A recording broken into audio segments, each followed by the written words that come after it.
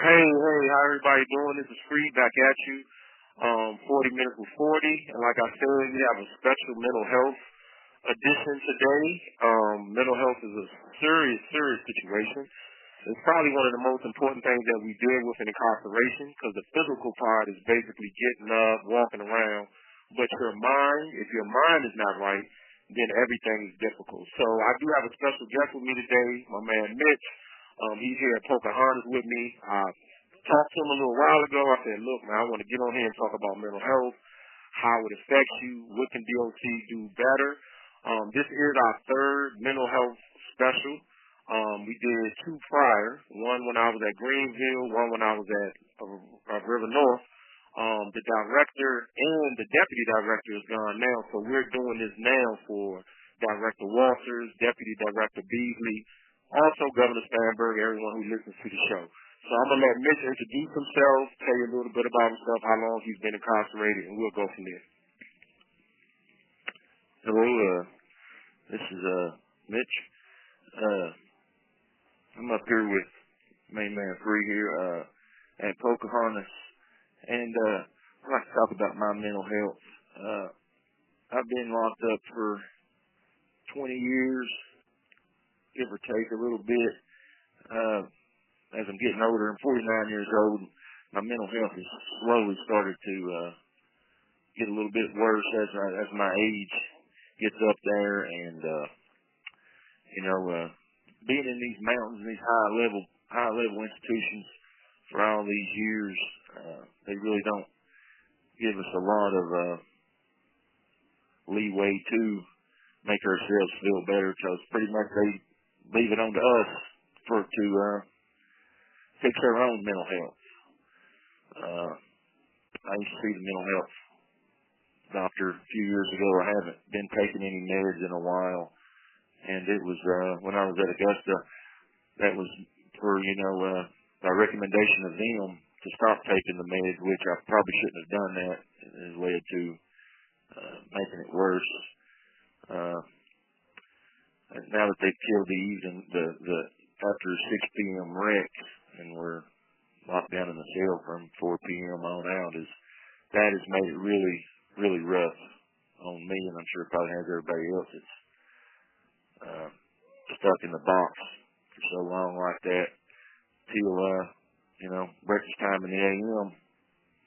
But they don't really give too much things to do for us to occupy our minds. And then it revolves, leads to me having to go to another inmate to help me out of my crisis if I have one, because I've tried to speak to a mental health qualified person for the last 3 months here, and I have not heard a word from anybody, not even a return on my request or anything. So ways of trying to deal with it is reading my Bible and trying to stay focused, but it's getting to be, I think, I personally need more help, of more things to do to help me personally, and I don't know what else that we could say about it, but this is Mitch. I'll get to talk to y'all again here soon, and here's my Main Man Free. Thank you. Don't go nowhere, because I want to ask you one more question, Mitch. So let me clarify a few things when he say the evening rec. So basically the rec schedule starts here at 8 in the morning to 10:30 a.m. We're in the cell from 10:30 to lunch, which is usually 12:30ish. We'll come back out from 1 o'clock to 4 o'clock.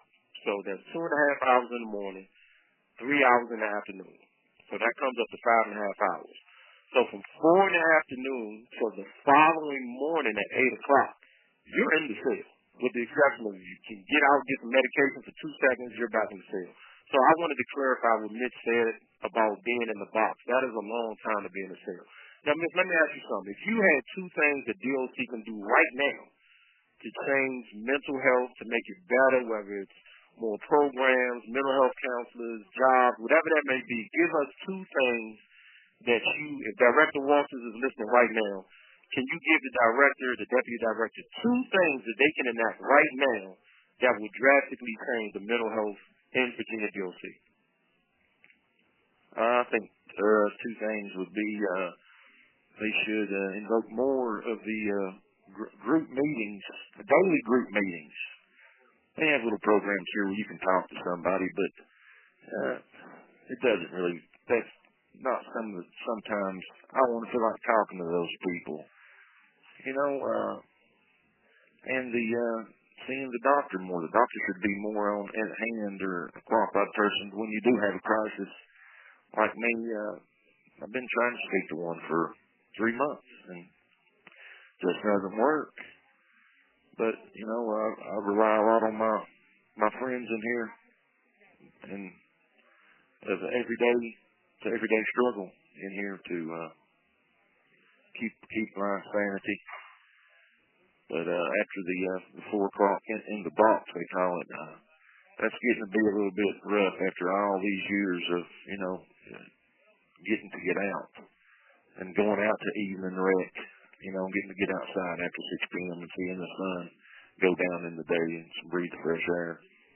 But all that's gone now, and a lot of us we enjoyed the evening rec. But that's two things that definitely I think it would very help us. And here's my main man feedback. Yeah, so I want to thank Mitch for sharing that. Because a lot of times in here we struggle. Like I struggle. When that situation happened in River North with the officer being killed, we were in the cell for 4 months. We got a 10-minute shower every 2-3 days, no visits, no calls, no nothing, and I struggled. And I wrote about that on the blog on the 40 Strong website. So I want people to know the importance of mental health and how it's needed to increase our mental health. More games, more counselors, more jobs, more things for us to do. The gym is right here. I haven't been in the gym since I've been here. Like, it's a wide open gym. Like, we haven't been to the gym since I've been here, so things like that matter. So I thank y'all for listening. I thank Mitch again, and I'm about to have a serious conversation with Kev, my guy Kevin coming up, so stay tuned. Hey, like I said, I got my man Kev with me. I do want to say one more thing about mental health. When I was at River North, and like I said, we were locked down for 4 months when the officer passed. I noticed that everyone who was struggling, because there's a lot of young guys, older guys in my pod struggling, they were reaching out to mental health. I can't remember one mental health counselor coming in that pod for 4 months. And there were guys trying to commit suicide. You had guys in there that was going crazy, kicking the door, yelling, screaming. And I want to say this as a special note, more counselors, because every compound has mental health counselors, but it is the one person that I never see. I'll see the nurse, I'll see the doctor, I'll see the maintenance man, I see everybody on the compound, but I do not ever see the mental health counselor. So with that said, I want to introduce Kev on the mental health special. Kev came to me basically talking about his mental health, saying that he, had these conversations before. This is something that's dear to him. He was actually talking about it this morning. So I want Kev to introduce himself and just give a little bit of touch on his mental health and things that he's had to endure. And, I want everybody to be very compassionate to the subject. Like, this is not something easy to talk about. To pull up on somebody in prison and say, hey, you want to talk about your mental health? That's not easy. So I'm thankful to these guys that they were willing to sit here and share this. So I want y'all to really listen. Here you go, Kev. Hey, y'all. My name is Kevin Scott Burkhardt. That's Burchardt. I want to talk to you to have this opportunity inside these prison walls is it's sort of a paradigm shift of what everybody would normally think out there on the outside of the walls whenever people address mental health issues or think about men wanting to talk about mental health issues, because statistically we don't talk about these issues, and that is exactly the reason why I'm in prison, for not talking about my issues. And by the time I was crying for help, it was too late. I was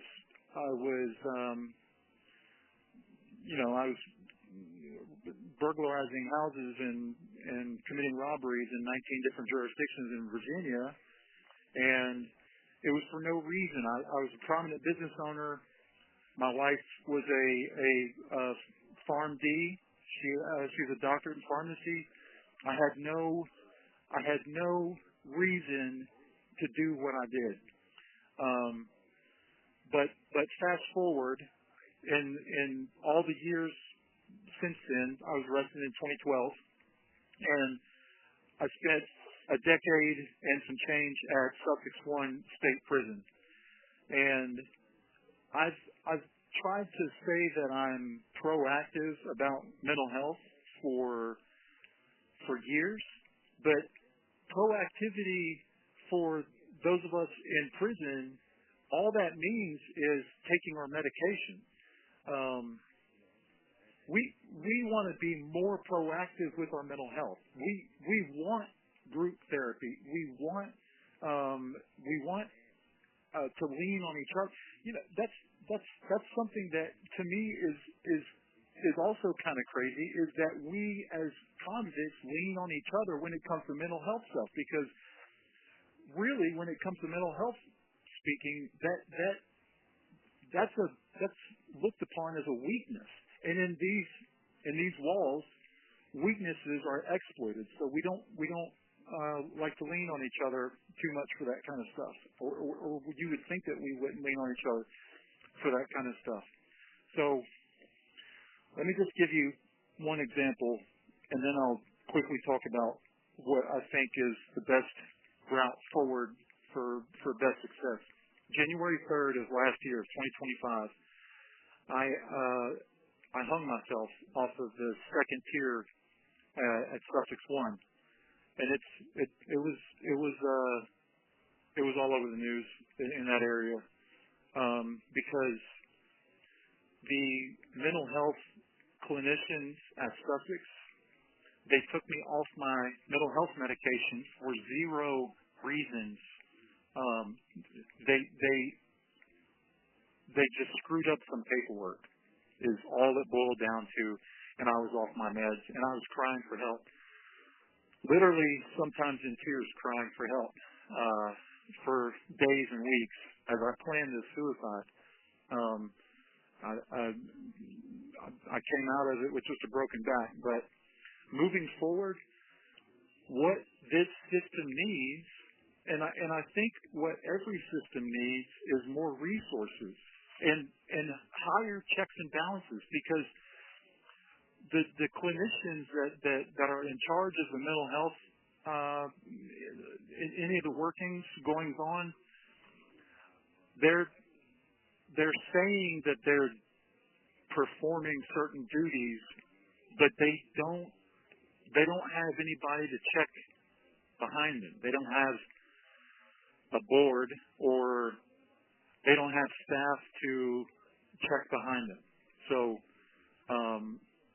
that the biggest thing that we need is resources, and we need resources in the form of manpower to create treatment. We have so many guys that are more hungry for mental health treatment than guys that are hungry for vocational. Guys would rather have mental health treatment than vocational training. So there's been millions and millions of dollars spent on vocational training, which is great. It looks good for the communities. But there has been very little money spent on mental health treatment. And what's required of having mental health treatment is having full-time staff, Monday through Friday staff, what they classify as treatment officers. But they, when I say they, I mean the prison administration, the local prison administrations. They always say that they're short of staff, so they can't have those mental health clinicians. And that's the problem we're hearing over and over and over again, is there's too many guys. It's too big of a caseload to work with just one clinician, one therapist, one person. We need these. We need these resources. We need group therapies. We need to be able to talk to each other and understand in a safe environment what we're going through. We need to be able to digest these problems, and we need to be able to heal from the traumas that occurred in our past lives that have brought us to where we are now. So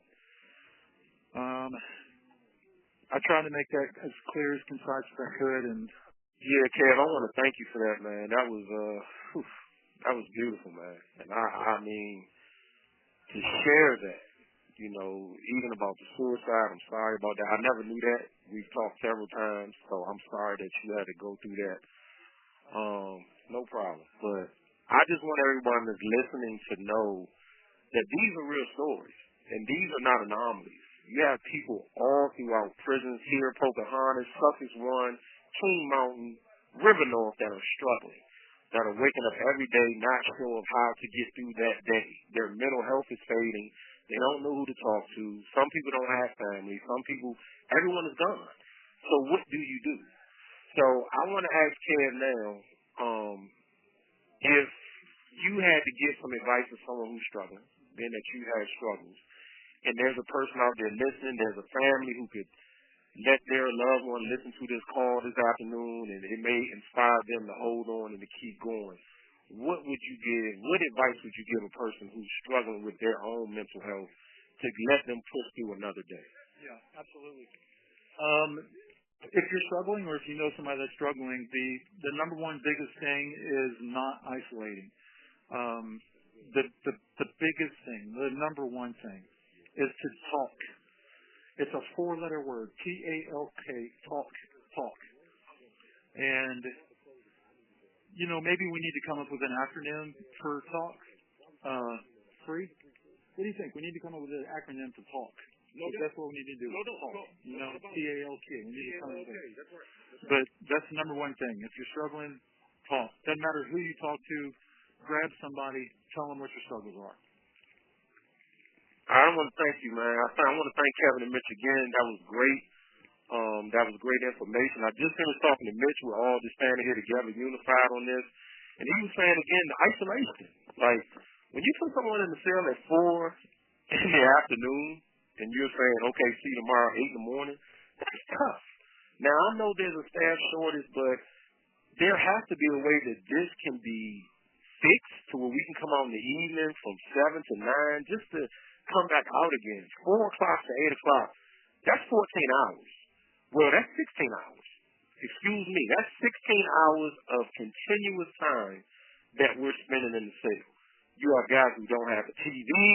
You have guys who don't have money on their player. Everybody's not blessed to have money on the video kind player.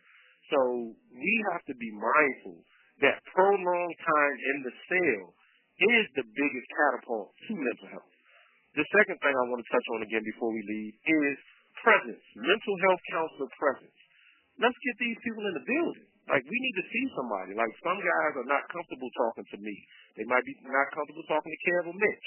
But if there's a professional that's trained to do these things, trained to understand the language, trained to understand what to say back, that's important. So I hope that Director Walters, Deputy Director Beasley, Governor Spanberger, whoever's listening to this, if you're an advocate, send an email to Governor Spanberger. Send an email to Director Walters. If you're a family member, a parent, a wife, a husband, a child, if you're concerned about your loved one, get active. We have been talking about mental health at the 40 Strong for 5 years. We were pushing for health and wellness for 5 years. This is something that we feel very strongly about. And I just want to say again, I want to thank both these gentlemen for sharing their life, for sharing their story, in hopes of helping someone else. If you're listening, your voice matters. Thank you again. This is Free, founder of the 40 Strong. This is your special mental health edition of 40 Minutes with 40. Everyone have a great day. Bye-bye. Hello. I introduce Big Baby with a song for hope.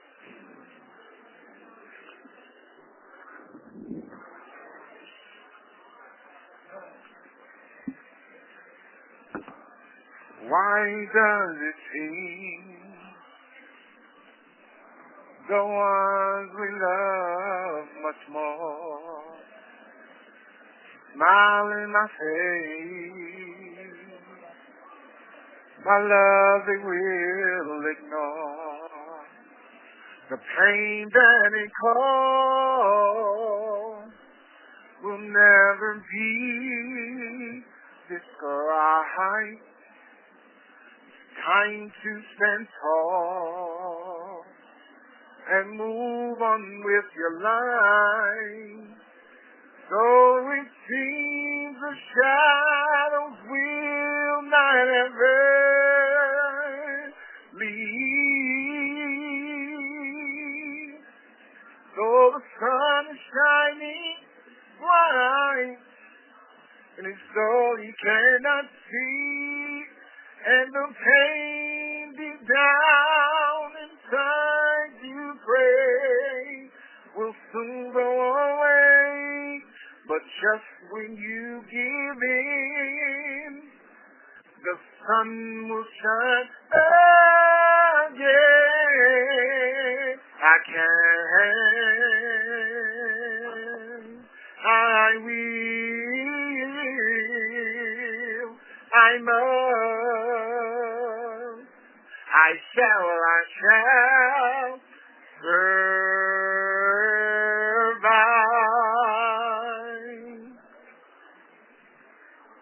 Thank you. If anyone is struggling with mental health, please stay hopeful.